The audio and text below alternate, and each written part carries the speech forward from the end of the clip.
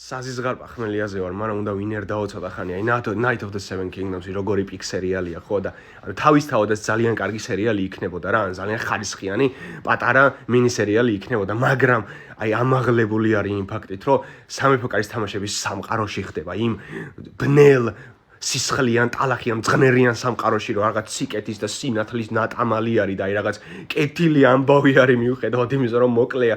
აი იმენა იდეალური არის და აი Rick and Morty-სგან განსხვავებით, აი რეფერენსებს რო უდგება ჯორჯ არ მარტინი, რომ აი პერსონაჟები საკუთარ სამყაროში არეფერენსებენ ვიღაცებს. ლანისტერზე მდიდარი იქნებიან, ლისში ხო არ მიდიხარ, რკინის ბანკთან არ უნდა, აი ყველაფერი, ანუ ადამიანები არიან, რომლებიც უბრალოდ იმ სამყაროში არსებობენ. ჰენრი მეოთხეს არავინ არ ახსენებს, იმიტომ რომ ჰენრი მეოთხე არ დაბადებულა იქ.